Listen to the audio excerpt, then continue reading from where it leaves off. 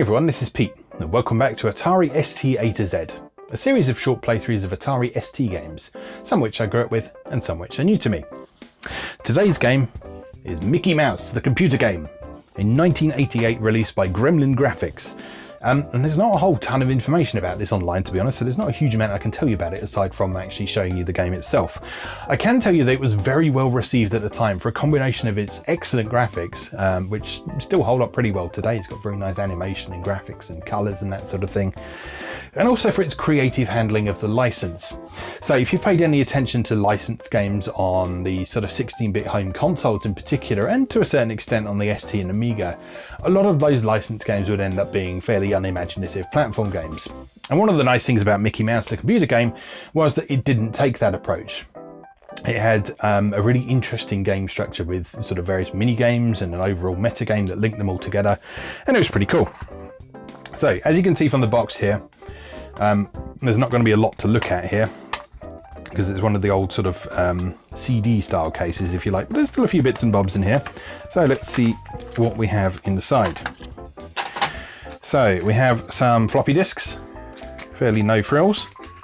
3 of them, in fact. I have 2 copies of disc 2 for some reason. I don't know why. Maybe one of them doesn't work. I don't remember. We have a competition. Win a trip to Disneyland with Gremlin Graphics and C&VG, which was a magazine at the time, computer and video games. Don't think it's actually online anymore. It used to have a website that ran for quite a long time, but I think they closed that down a few years back. So here's your chance to win the trip of a lifetime to fabulous Disneyland in Florida. Your prize will include 7 nights hotel accommodation in the Holiday Inn, outward and return flights between Gatwick and Orlando, and admission to and unlimited use of all the famous Disneyland attractions. The 2 lucky winners will be accompanied by a representative from C&VG. There will be 2 age group categories, 14 and under and 15 and over. To enter this great competition, all you have to do is draw a picture of Mickey Mouse and answer the following 3 questions. So the 3 questions were, which anniversary is 1988 for Mickey Mouse? Name 5 Walt Disney characters and name 3 Walt Disney animated films. And the closing date for that competition was the 15th of September 1988, so we're a little bit late to do that now. And then in a lot of these sort of CD style cases, we have just a sort of fold out manual rather than a little booklet. And that tells you how to do this. It's quite detailed actually. It gives you a few hints and tips, tells you what all the various power-ups and stuff does, and provides specific instructions for the various platforms this was available on as well. So from this we can judge that this game is also available on the Commodore 64, 48K Spectrum, 128K Spectrum, and Amstrad. Doesn't look like it was available on Amiga or PC or anything like that as well. So anyway, like I say, that's pretty much all I can say about that in terms of history and what we've got in the box there. The best thing to do is to go and play the game and see what it's like. So let's do that. Okay, here we are with Mickey Mouse, the computer game from Gremlin Graphics. So, let's see how this plays. I was never very good at this as a kid, so I can't guarantee I'll be able to get very far in this, but we'll see how it plays anyway. So here is Mickey, ready to go. Now, the concept of this game is that Mickey is trying to rescue Disneyland from the Ogre King. And he chooses to do so armed with a water pistol and a mallet. And so what you can do is you can fire the water pistol, which I believe supposedly has like holy water in it or something. And that can get rid of these ghosts.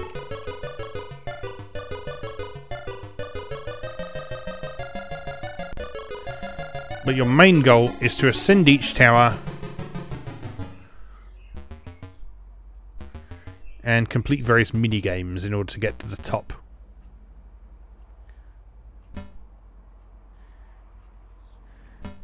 Now, so like I said, the ghosts you can get rid of with the water pistol, but you need to use the mallet to get rid of the ogres there, who then turn into these teddy bear things. You then give another good old whack.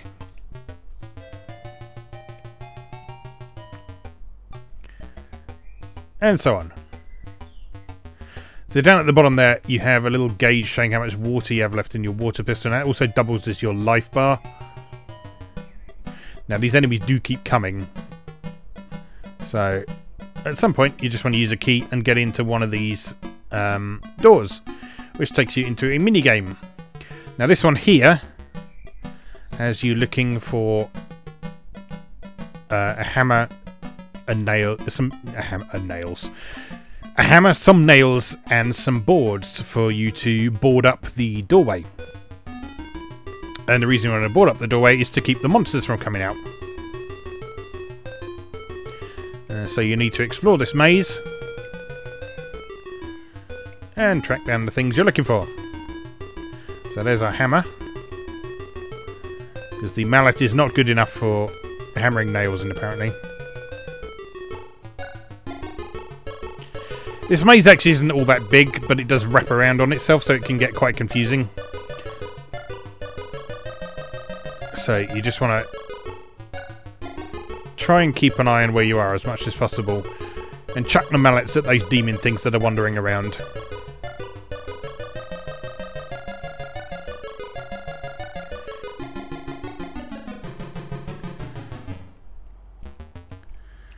Now, you're probably sick of hearing the Sorcerer's Apprentice down by now, so fortunately you can turn it off.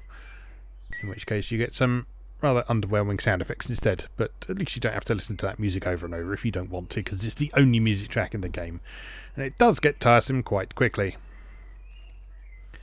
There's also a bit of helpful feedback you can get from those sound effects as well. So that sort of ping noise there tells you when an enemy is getting spawned from the puddles of water and so on.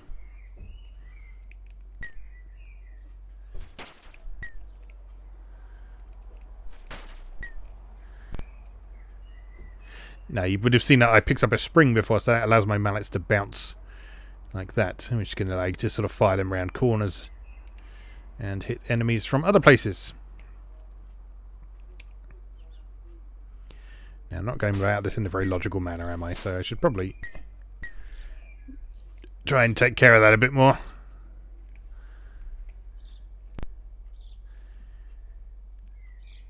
The trouble is, with every screen looking so similar,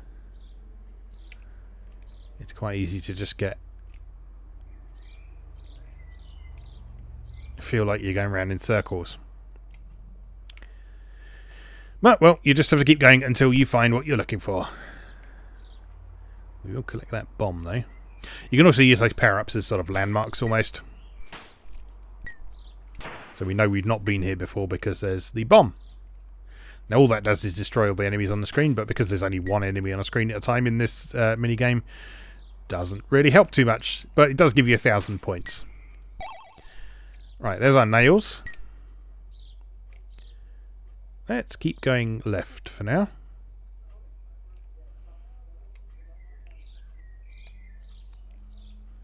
Now, the skull you don't want to pick up for obvious reasons, because it will damage you. It will take one of those 3 life bars at the bottom of the screen away from Mickey.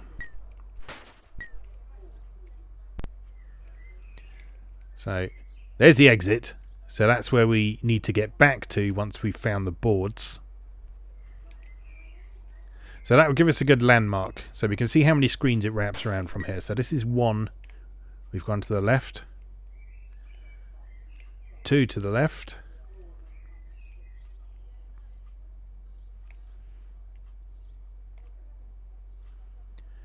3 to the left.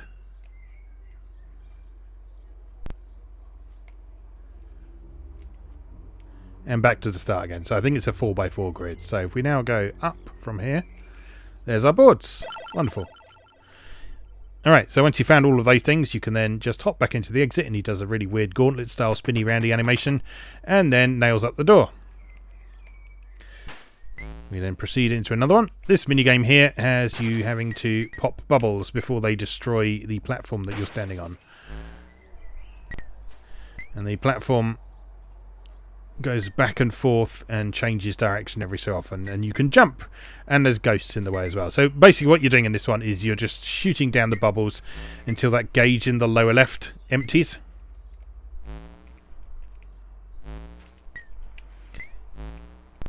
And trying to prevent the platform from being destroyed. So you don't die immediately if the hole gets into the platform, but it does mean that Mickey can fall through it, and if Mickey does fall through it, then he'll lose a life. There we go, all done. Right, so now we don't have any more keys, so we can't open any more doors yet. So we need to defeat some monsters in order to get ourselves some more keys. Let's deal with the dinosaur thingy first. And then the teddy bears.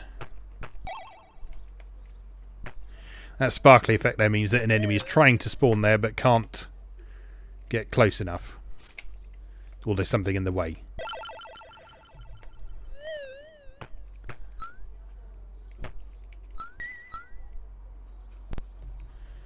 So, I think it's a case of... Yeah, there's another key. So you just keep defeating enemies until you actually find another key. And then proceed on your merry way up the tower.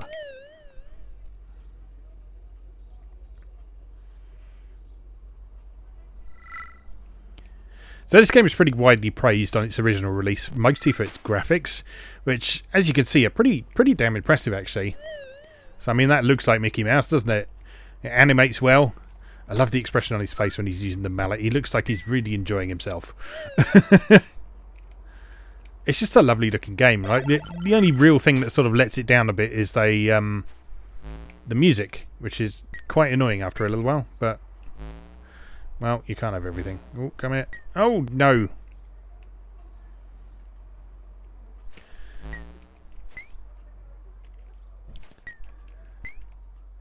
Now, you notice the gauge doesn't actually go down unless you actually destroy the thing yourself. So if it just hits the platform, you can't just brute force your way through like that. Oh, no. Oh, I'm doing terribly.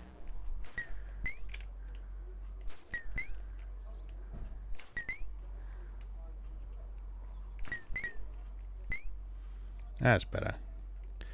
Come on, Mickey, you can do it. You are, as they say, so fine. Don't think that song was about Mickey Mouse. Or was it?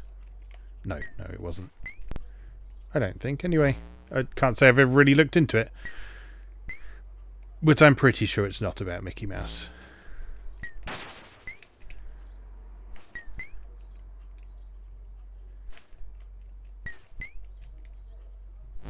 Oh, come on. Oh, this is not going brilliantly. Right, so we've got a gap in the platform now, so we've got to be careful not to fall down that now.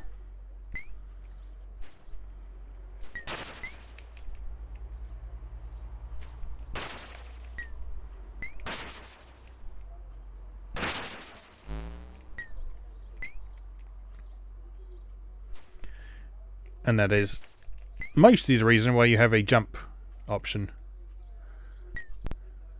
Oh, another hole. Ouch. Took some damage.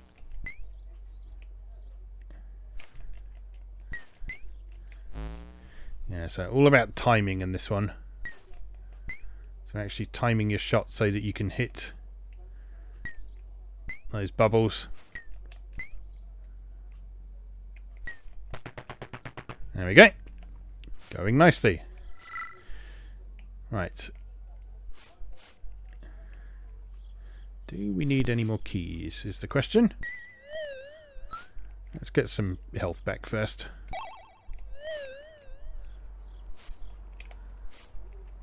I love the enemy designs in this as well. And the animations they do, the way they sort of melt into the floor is just great. And that morphing animation with the ghost, it's just lovely. It's a lovely little game all round, really. Like I say, the only real sort of criticism I'd maybe have of it, aside from the music, is that... Oh, we do need another key. So, alright, let's fight in one of these larger floors, so it's a little bit easier. Yeah, the only real criticism I remember having of it, back when it was current and when we first got a review copy of this game, is that it's quite difficult. And a little bit unbalanced in a few places. So, like, as you've seen, we haven't had too much trouble with the minigames so far. But there's a boss at the end of each floor, and that is pretty challenging. And considering this was sort of marketed as a kids game, it was almost a little bit too challenging when compared to the rest of the game. I mean, there's nothing wrong with hard games, obviously, but just when you compare what you've got going on in this game with other kids' games at the times.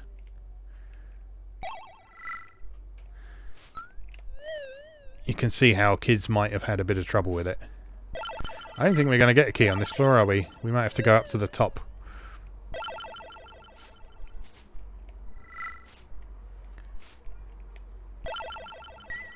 Oh no, there we are. Good stuff. Just got to keep grinding until you get one, basically. Yeah, other lovely little things in the graphics, like if you look at the candles, they're like casting shadows on the walls and that sort of thing. It's just all sorts of lovely effects in this game. It's just really been designed with love, care and attention for its source material. Right, this one again. I believe there are 4 minigames altogether. You only see 2 on this first level, and it gradually introduces the other ones once you get into the other towers. And you see that it's a little bit harder now as well, so we've got 2 enemies on screen at once now instead of just 1. This makes the bomb power-up slightly more useful, but not by a lot. Oh, I don't want to walk through the skull. Let's go around it then. So if we go down, and then left, and then up, we should get around it. Oops. And that's back at our starting point. Oh, taking damage again. 1. Oh, shit. Right, well, need another key. Let's get off this floor.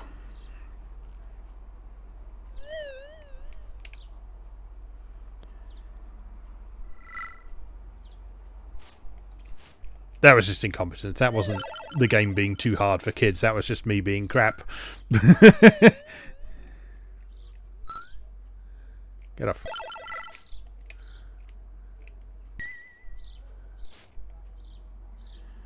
Now, as I recall, when you run out of water, that's the end of the game. So you just need to make sure that that keeps as topped up as possible. There's another key. Let's top up the water a bit while we can as well. Ooh. Or take some damage. That's good too. Right, that'll do. Onward.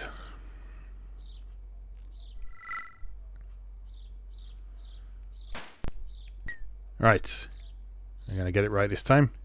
So, let's see how big this maze is. I think it's the same size. So, we've gone 1 up.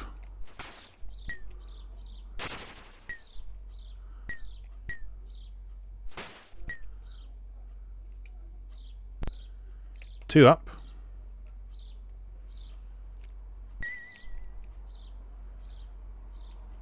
Three up.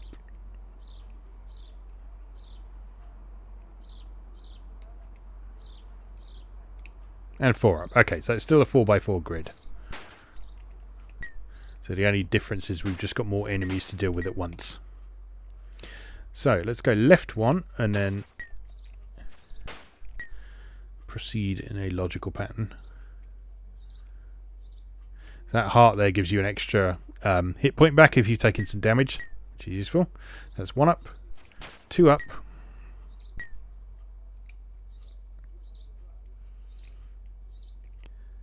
three up,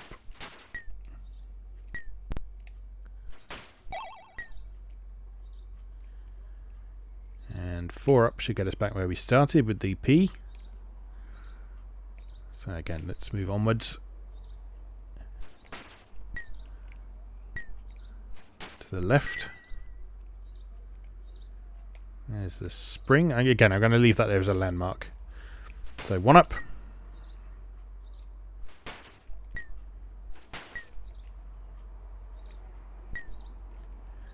Two up.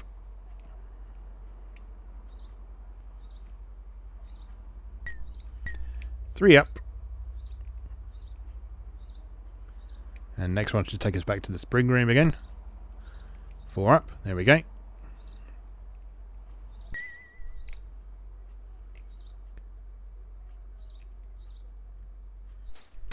And from here we go 1 up.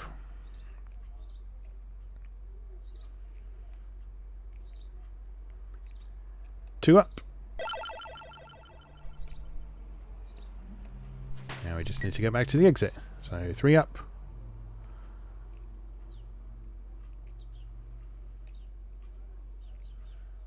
4 up.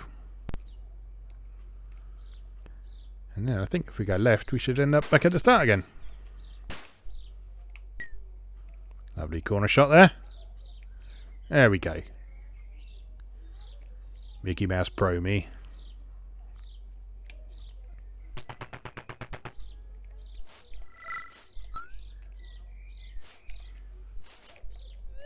Another key. It's fortunate. Getting very low on water though.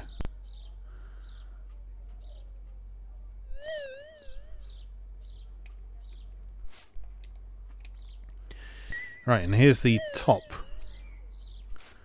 So you have to go out through that portcullis to finish the level. I can't remember what the prerequisite for that is. I think it's just nailing up all the doors. So I don't know if there's any more we need to get before we can go through there. Because I thought it just opened. Oh, it does. There we go. You just need a key for it. Okay, I'm just going to have a peek up here just to make sure that there's... Oh, we can't go there. That's fine. Right, onward to the boss fight then. Prepare to confront the evil witch and retrieve a piece of wand.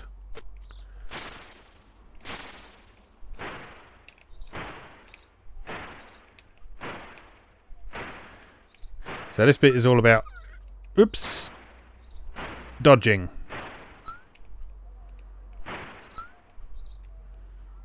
And failing miserably. Too bad you failed to defeat the witch. Return to the tower.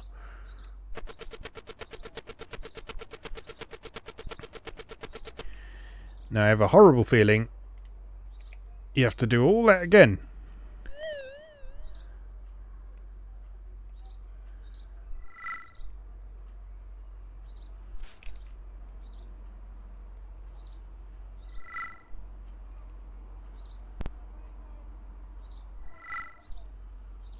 Yep. Hooray! What fun, hey?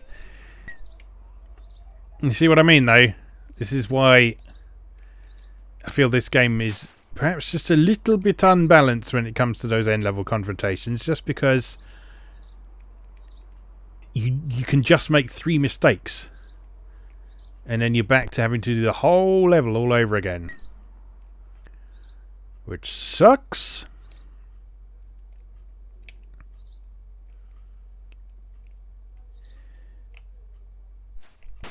But while we're playing, let's have one more try. Let's just see if we can actually do it. Because I can't remember if I ever actually done that. So it would be nice to see if I can actually achieve this for once.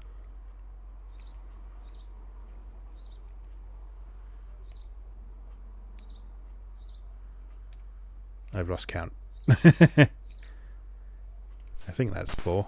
Is that 4? So we should have the exit back. No. Oh dear.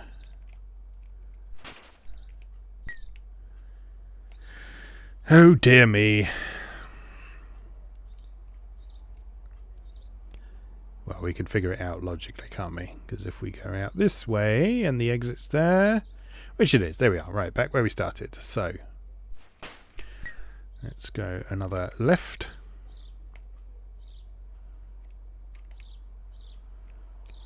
There's a power pellet, so 1 up.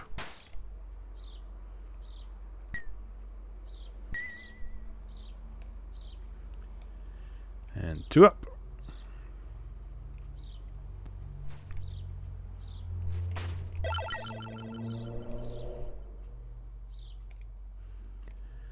Three up.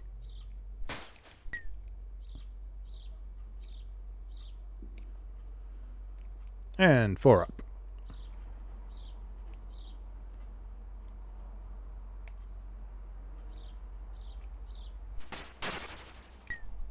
Okay. And 1 up. Or some nails.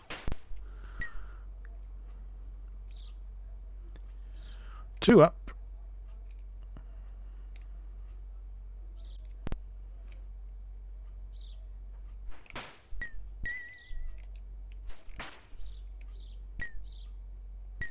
Ouch. 3 up.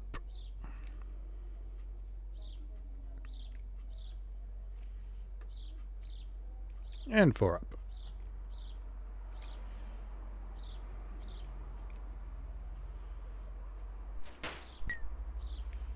I always found these levels quite interesting as a kid because it was quite rare to see something that had a proper top-down perspective where you saw the tops of people's heads. As more often than not, you'd have a sort of what we now tend to call a 2.5D perspective where characters would still sort of be shown from the front and the side rather than the actual top, even in top-down games. And so I think this was one of the first games I remember seeing where you could actually see the top of a character's head. Which might not sound like a big deal, but you know, back at the time it was kind of noteworthy to see different styles of presentation for the first time. Because unlike today, when they're just sort of uncommon, it often literally was the first time in a lot of cases.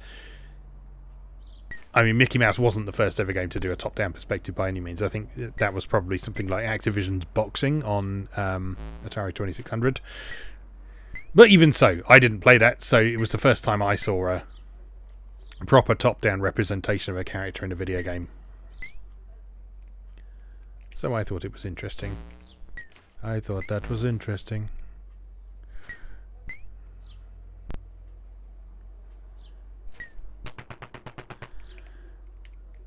Right, that takes care of those doors. We need some more keys before we go any further though.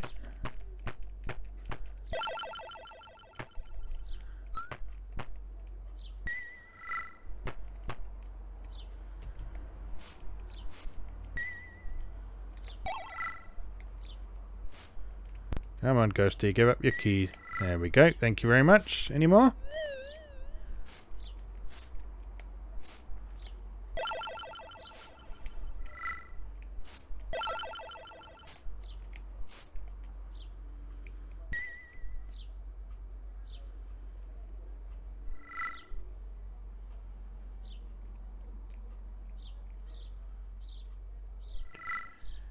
Right, continue onwards. Oh, another key. Marvellous. Right, so there's one here, and there was another one above, wasn't there? Because there were 2 of each of the mini-games. Oops. Out of my way, Ogre! Right, this one again. Missed.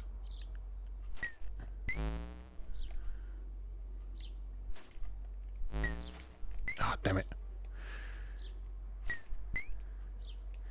Timing is surprisingly difficult in this one. I mean, the collision detection is quite forgiving.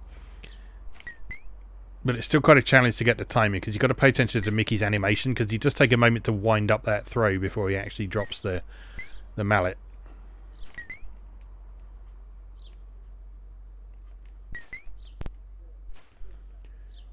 Oh! That's annoying.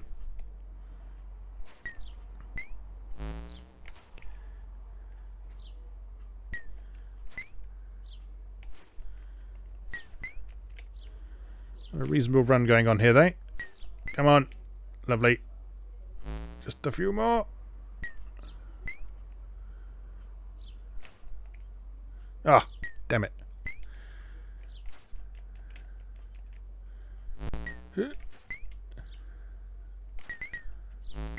Nice. Combo.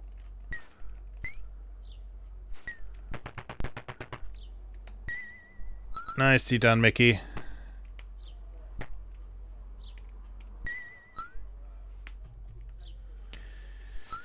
Right, so I'm going to need one more key to get through the portcullis at the top. But also, we need to do the other minigame first as well. So, well, there's our key. Oh, and a shield. Can't remember what that does offhand.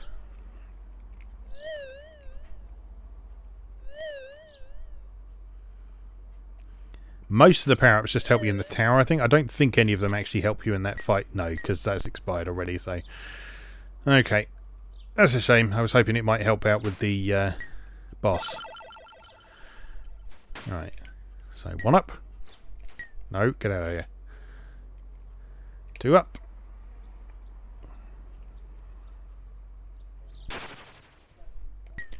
3 up.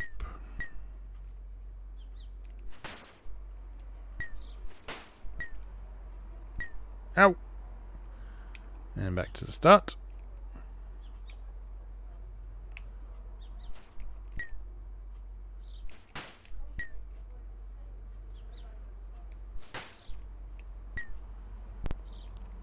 One up.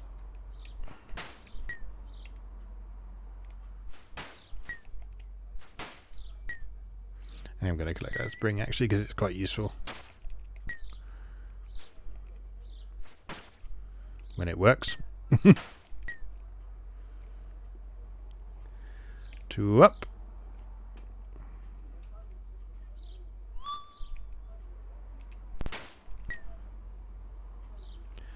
3 up.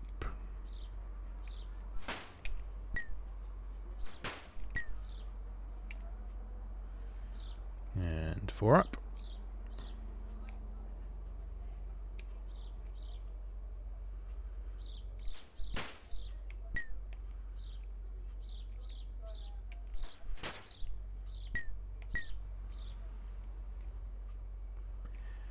There's 1. It's probably getting quite annoying here when we count these out, but you know, it helps me process them. 2.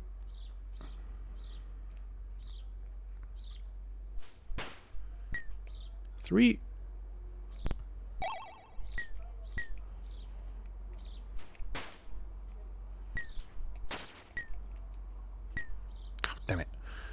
4.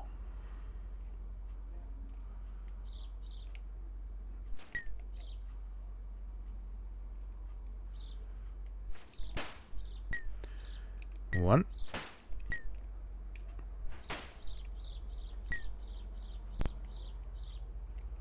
2.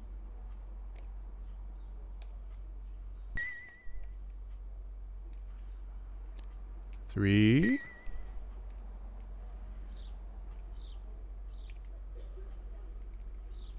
4.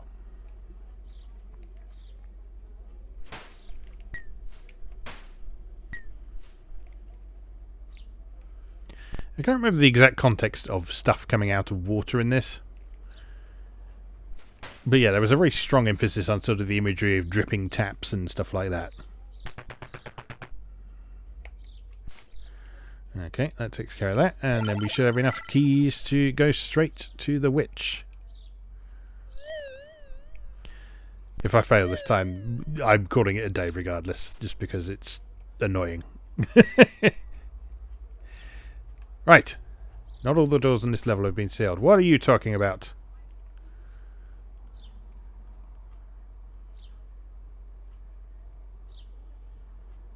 I absolutely 100% totally have sealed all of the doors on this level. You big liar.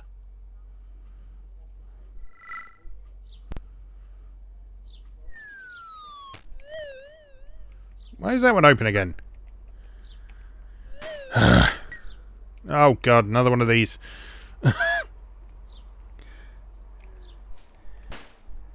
So, 1 up.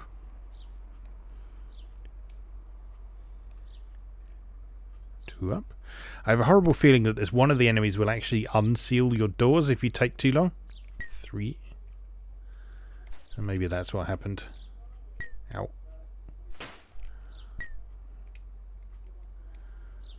4.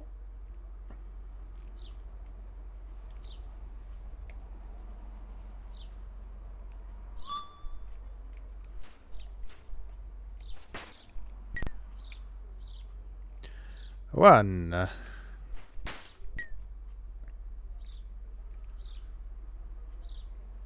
2.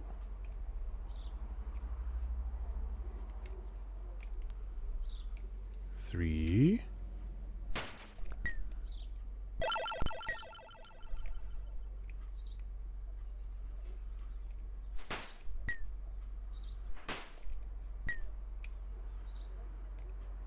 4.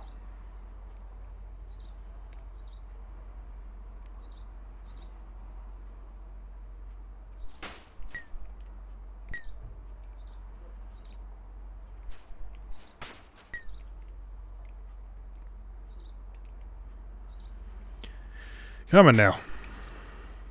1.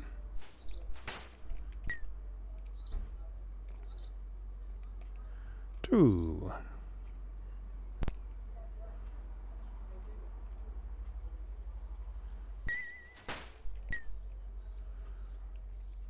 3. Oh, that's convenient.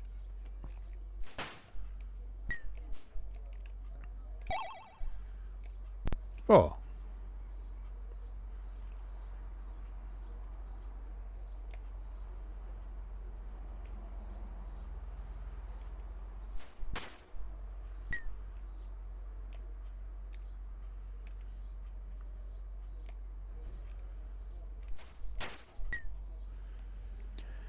Right. Don't you fuckers dare unseal any more of those doors.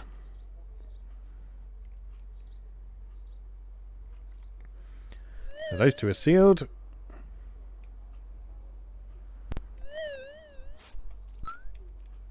Ow.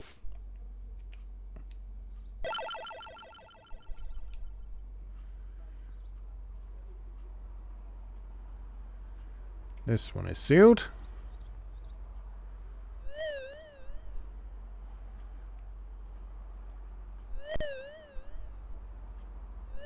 And this one is sealed, so we should be good to go and fail at the witch encounter again.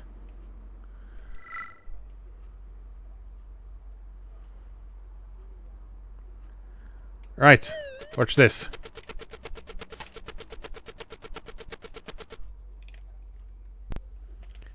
Right, so, timing. Duck. Ow! Jump. Jump. Duck. Jump. Duck. Jump! Oh, fuck. Oh, just absolutely impossible. Right, I'm going to leave that there today before I start shouting more obscenities than I already have. So anyway, that is Mickey Mouse, the computer game by Gremlin Graphics. A game that is quite nice in theory, but really irritating in practice. So, as always, thank you very much for watching, and I'll see you again next time.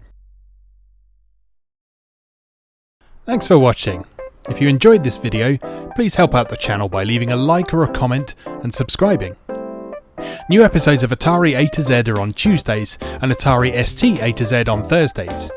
Check out atariatoz.wordpress.com for a full archive. Do please also check out my other projects moegamer.net, where I explore Japanese and Japanese-inspired games from yesterday and today, and videopackgames.wordpress.com, which aims to catalogue the small but well-formed library of the Philips G7000 Videopack computer, also known as the Magnavox Odyssey 2. You can also support my work on Patreon or buy me a coffee. You can find links to do both down in the video description. Thanks again, and I'll see you next time.